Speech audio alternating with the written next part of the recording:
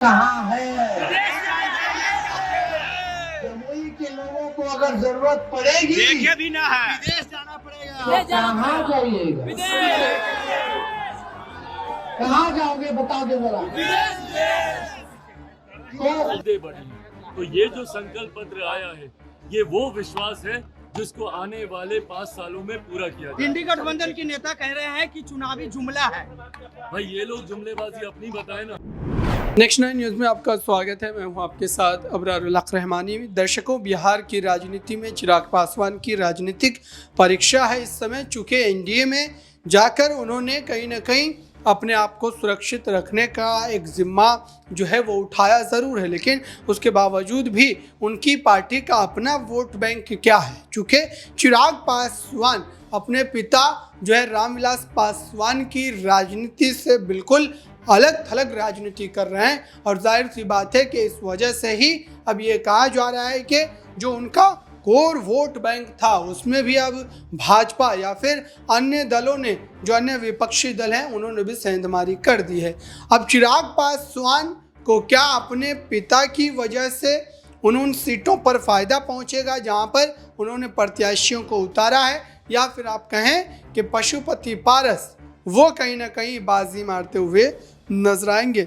लेकिन दोनों ही चाचा भतीजे अपनी राजनीति को सुरक्षित रखने के लिए कहीं ना कहीं एनडीए का साथ पकड़ा हुआ है, और एनडीए में रहते हुए भाजपा की उस लहर या फिर आप कहें प्रधानमंत्री नरेंद्र मोदी के चेहरे पर ही सही उनको कहीं ना कहीं जीत का आभास जो है वो हो रहा है। लेकिन इन तमाम बातों के बावजूद भी अगर उनका अपना कोर वोट बैंक उनसे छिटक रहा है तो जाहिर सी बात है कि ये उनके राजनीतिक भविष्य के लिए एक बड़े खतरे के निशान के मानंद समझा जा रहा है। इस पूरे मामले पर विस्तार से हम चर्चा करेंगे। दर्शकों, नाज़मीन है, लेकिन आइए उससे पहले आपको चिराग पासवान की एक जो है एक रिपोर्ट दिखाते हैं। देखिए कैसे वो जनता से अपील कर रहे हैं। आदरणीय स्वर्गीय रामविलास पासवान जी से हमारे पिता का क्या ताल्लुक रहा तो किसी से छुपा नहीं है। अब चिराग उनके बेटे हैं, हमारा पुराना परिचय है। कई बार हम लोगों ने साथ में काम किया, लेकिन आजकल हनुमान बने हुए हैं। लेकिन वो भी भाई है। अब उनके भाई के जीजा है तो मेहमान है, ठीक है, चलो कोई बात नहीं। मेहमान को लेकिन आप मेहमान का हम भी नहीं जानते हैं कि भाई पता कहाँ है। बताओ, हाथ उठा के एक व्यक्ति बता दीजिए कि उनका पता कहाँ है। जमुई के लोगों को अगर जरूरत पड़ेगी देखे भी ना है, विदेश जाना पड़ेगा। तो कहाँ जाइएगा? कहाँ जाओगे बताओ दे जरा। तो आपको ज्यादा टिप्पा टिप्पणी नहीं करना है। प्रधानमंत्री जी यहाँ आए थे, एक बार भी परिवारवाद के बारे में जिक्र नहीं किया जमुई में।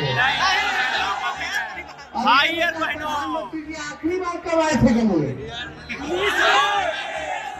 चुनाव में। इसके अलावा कभी नहीं। अब फिर आए चुनाव में। पिछले बार क्या क्या बोला था याद है?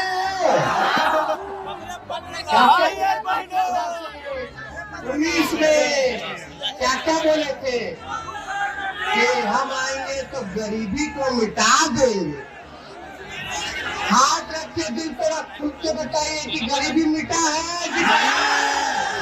बताइए, बढ़ा है कि नहीं बढ़ा? क्या बोले थे कि महंगाई खत्म कर देंगे। बताओ, महंगाई खत्म हुआ है कि और सामान महंगा हो गया? तो आपने देखा दर्शकों, आखिरकार अब क्या बिहार में चिराग पासवान लगातार जिस ढंग से एनडीए में जाने के बाद जो है प्रधानमंत्री नरेंद्र मोदी के कसीदे पढ़ रहे हैं और विपक्ष को आड़े हाथों ले रहे हैं, क्या जनता इस बात को नहीं समझ रही है कि चिराग पासवान की राजनीतिक मजबूरी क्या है एनडीए में जाने के लिए? इस पूरे मामले को कैसे देखते? देखिए, चिराग पासवान की बात करें, एनडीए की तरफ उनका रुख होना, एनडीए को बार बार ये कहना कि उन्हें सीटें चाहिए, पहले दावा यहाँ पर होता हुआ नज़र आ रहा था कि 6 सीटें चाहिए। 2019 के चुनाव में 6 सीटों पर वो चुनाव लड़ते हुए नजर आए थे। तो दावा उन्होंने ये कहा कि इतनी सीटें तो उन्हें लगभग चाहिए ही चाहिए। यहाँ पर एनडीए की तरफ से ये कहा जा रहा था कि हो सकता है कि चिराग पासवान को उतनी सीटें ना दी जाएं, हो सकता है कि चिराग पासवान को सीटें ही ना दी जाएं। उसके दौरान चिराग पासवान एनडीए के खिलाफ इतना बोले, अपनी ही पार्टी के खिलाफ उतरते हुए नजर आए। प्रधानमंत्री नरेंद्र मोदी का दौरा औरंगाबाद में देखने को मिला, गया में देखने को मिला, कई और यहाँ पर इलाकों में देखने को मिला, लेकिन प्रधानमंत्री के कार्यक्रम से दूरी बनाते हुए चिराग पासवान नजर आए। लेकिन जैसे ही 5 सीटें मिल जाती हैं और उन 5 सीटों की बात करें और उनमें से कुछ चुनिंदा सीटों की बात करें तो एक जमुई और एक यहाँ पर हाजीपुर की सीट, ये 2 सीटों पर वो दांव आजमाना चाहते थे और जब से ही वो कोशिशें कर रहे थे कि ये 2 सीटें तो उनके पाले में आ ही जाएं। लेकिन उनके चाचा पशुपति पारस की बात करें, वो हाजीपुर से ही चुनाव फिर से लड़ना चाहते थे, लेकिन एनडीए ने यहाँ पर खेल बिगाड़ा पशुपति पारस का और चिराग पासवान को वो सीटें दे दिए। अब चिराग पासवान का खेल समझिए कि जमुई की जनता को लेकर दावे करते हुए नजर आए कि उनका रिश्ता काफ़ी पुराना है, जमुई से मुझे मेरी पार्टी उतारेगी नहीं उतारेगी, उस वक्त ये बयान देते हुए नजर आए थे, कहते हुए दिखाई दिए थे कि उम्र गुजर जाएगी लेकिन जमुई से दूर नहीं होगा। लेकिन टिकट मिलते ही, यहाँ पर सीटें मिलते ही जब प्रत्याशी का ऐलान किया जाता है तो खुद को हाजीपुर भेज देते हैं, हाजीपुर से चुनाव लड़ना चाहते हैं। तो एक तीर से 2 निशाने करते हुए चिराग पासवान देखे जा रहे हैं। हाजीपुर भी अपने पास करना चाहते थे ताकि उनके चाचा इस पर दाव आजमा ना सके, उन पर यहाँ पर टिकट उन्हें ना दिया जा सके, ये सीट उन्हें ना दी जा सके। तो पूरी कोशिश थी, उस पूरी कोशिश में वो कामयाब होते हुए नजर आए। यहाँ पर पशुपति पारस की बात करें, अब वो बागी तेवर नहीं आजमा रहे हैं। आप देखिए कि वो ऐलान करते हैं कि वो अपने ही यहाँ पर एक तरीके से भतीजे के लिए प्रचार प्रसार करते हुए देखे जाएंगे। वो कहते हैं कि मैं हाजीपुर में चिराग पासवान के लिए चुनाव प्रचार करने के लिए तैयार हूँ, कोई भी नाराजगी नहीं है। तो आप देखिए नाराजगी भी दूर हो गई, चिराग पासवान भी खुश हो गए और अपने ही जीजा यहाँ पर अरुण भारती की बात करें, उन्हें जमुई से टिकट दे देते हैं। तो आप सोचिए कि पूरा पारिवारिक माहौल बना रखा चिराग पासवान ने कि जीत हासिल यहाँ पर होती हुई नजर आए। तो ये सारी चीजें कि चिराग पासवान कोशिशें कर रहे हैं कि एनडीए के साथ जुड़ना उनके लिए एक कामयाबी लेकर सामने आए। बिल्कुल दर्शकों, क्योंकि इस समय चिराग पासवान की एक मजबूरी भी है।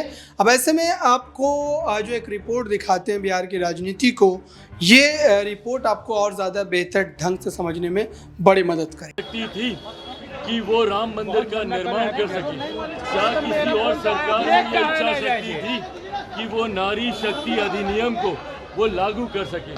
तो जब इन तमाम कार्यों को किया गया, जहां महिलाओं के सम्मान के लिए शौचालयों का निर्माण करवाया गया, तो वहीं उनके स्वास्थ्य के लिए उज्ज्वला योजना दी गई, वहीं कोई गरीब परिवार स्वास्थ्य लाभ से वंचित न रह जाए, आर्थिक कठिनाइयों की वजह से आयुष्मान योजना भी दी गई।